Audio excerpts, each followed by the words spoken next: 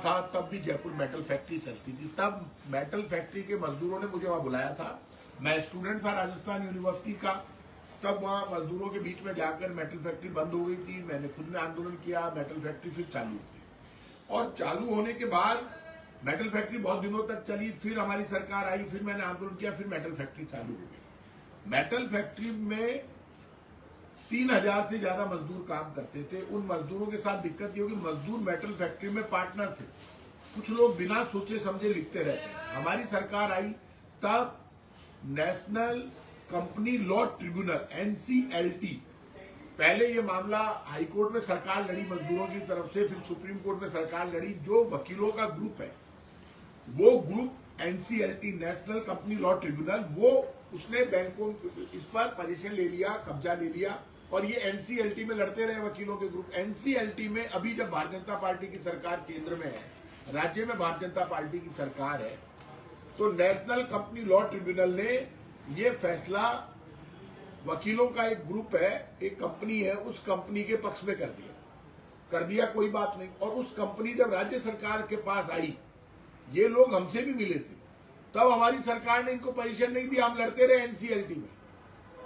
और हमने ये तय किया था हमारी सरकार में कि यदि NCLT में मजदूर हार जाएगा और नेशनल कंपनी लॉ ट्रिब्यूनल मजदूरों के खिलाफ फैसला दे देती है, मजदूरों को पैसे नहीं मिलते हैं, तो हम मजदूरों के पक्ष में NCLT national company law tribunal के फैसले के खिलाफ, क्योंकि वो तो प्राइवेट लोगों का ग्रुप है, हम मजदूरों के पक्ष में सुप्रीम कोर्ट जाएंगे।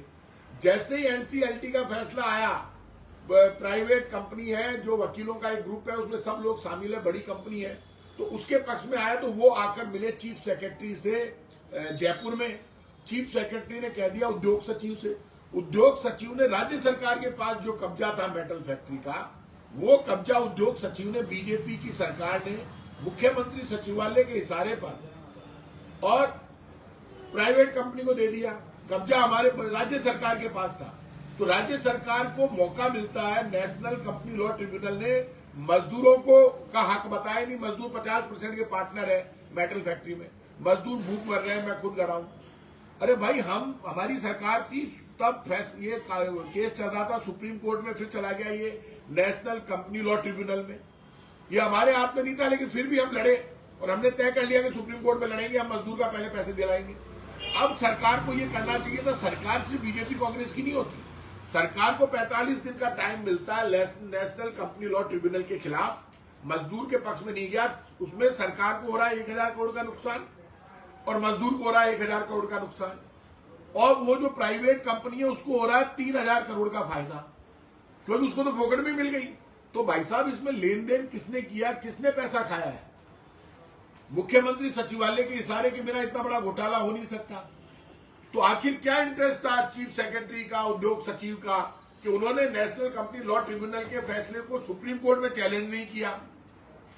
और लगभग 4000 करोड़ की कंपनी ये मेटल फैक्ट्री, इसमें इस वक्त मेरा मानना है कि 60,000 गज जमीन है, 60,000 गज। वहां जमीन की कीमत 3 लाख रुपए गज है। आप बताइए, अंदर सामान पड़ा है, कंपनी की मशीनें पड़ी है, स्क्रैप पड़ा है, उस स्क्रैप की कीमत होगी कम से कम, मेरा मानना है कि 500 करोड़ रुपए। आपने 5000 करोड़ की कंपनी को 1 मिनट में आपने प्राइवेट कंपनी को दे दिया। आज तक कभी ऐसा नहीं हुआ। जब नेशनल कंपनी लॉ ट्रिब्यूनल तो फैसले देता है प्राइवेट कंपनियों के पक्ष में, तो राज्य सरकार बीजेपी की हो चाहे कांग्रेस की हो, वो चैलेंज करती है सुप्रीम कोर्ट में। तो राज्य सरकार को भी चूना लग गया और मजदूर तो वैसे ही मर गया, मजदूर आत्महत्या कर चुके हैं बहुत। तो बीजेपी के लोग, आप सरकार में हो 2 साल से, यहां पर जवाब आपको देना है।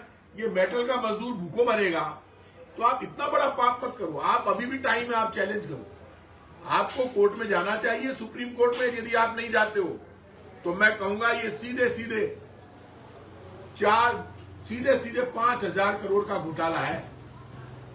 और मैं छोड़ूंगा नहीं, पूरे राजस्थान में घूमूंगा, आपकी पोल खोलूंगा।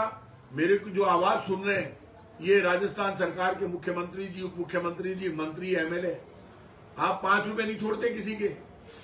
कोई किसी का बिजली का बिल बकाया हो तो कनेक्शन काट देते हो, पानी का बिल बकाया हो तो पानी का कनेक्शन काट देते हो आप, किसी का पैसा बकाया हो तो मकान की नीलामी कर देते हो आप, खेतों की कुर्की कर रहे हो बैंकों के चक्कर में। गरीब आदमी 1 लाख रुपए का लोन लाता है, उसके मकान पे ताला लगा रहे हो आप। गरीब आदमी का जीना आराम कर रखा है। आप कैसे कर सकते हो? मेटल का मजदूर तो आत्महत्या कर रहा है। और बीजेपी के लोगों, आपने नेशनल कंपनी लॉ ट्रिब्यूनल के फैसले पर प्राइवेट कंपनी को मेटल फैक्ट्री का कब्जा दे दिया। क्यों दे दिया आपने? आपके पास 45 दिन का टाइम है अभी भी। आपने कब्जा दे दिया, लेकिन अभी भी आप चैलेंज कीजिए सुप्रीम कोर्ट में। हाँ, सुप्रीम कोर्ट में यदि राज्य सरकार हार जाएगी, मजदूर हार जाएगा, तब देखेंगे, फिर मजदूर भी पार्टी बन जाएगा।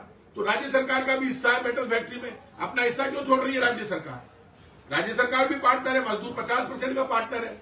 तो राज्य सरकार को तो पैसा मिलेगा, फायदा होगा। कम से कम यदि मजदूर को 1500 करोड़ रुपए सरकार दे भी देती है, तो भी 1500 करोड़ राज्य सरकार को मिलेंगे। सिर्फ 250-500 करोड़ रुपए, 250 या 300-400 करोड़ रुपए उस प्राइवेट कंपनी को देने पड़ेंगे। तो 5000 करोड़ रुपए दे रहे हो 400-500 करोड़ के बदले आप लोग। गलत बात है। मैं बीजेपी के लोगों से कहूंगा, जयपुर मेटल फैक्ट्री का बड़ा घोटाला आपने कर दिया। 45 दिन का टाइम है। आप इस नेशनल कंपनी लॉ ट्रिब्यूनल का मेटल फैक्ट्री में जो फैसला आया, आप इसके खिलाफ सुप्रीम कोर्ट में जाइए। आप नहीं जाएंगे तो ये साबित हो जाएगा कि सरकार में बहुत बड़ा भ्रष्टाचार हुआ है। और ये भ्रष्टाचार मुख्यमंत्री सचिवालय, उप मुख्यमंत्री, मंत्री, एमएलए और पूरी बीजेपी की मिलीभगत के बिना नहीं हो सकता। बड़ा पाप है, ऐसा पाप मत करो। कम से कम 200 मजदूर आत्महत्या कर चुके हैं। ये पाप नहीं करना चाहिए बीजेपी के लोगों। मेटल के मजदूर को बचाओ, मेटल को बचाओ। राज्य सरकार को 2000 करोड़ रुपए मिलेंगे, मजदूरों को भी 1500 से 2000 करोड़ रुपए मिलेंगे और 500 करोड़ रुपए में वो प्राइवेट कंपनी सेटिस्फाइड हो जाएगी। आप नेशनल कंपनी लॉ ट्रिब्यूनल का मेटल फैक्ट्री में जो फैसला आया है, उसको आप चैलेंज करो सुप्रीम कोर्ट में। यदि आप नहीं करोगे तो हम चुप नहीं रहेंगे। पूरे राजस्थान में आपकी चोरी की पोल खोलेंगे।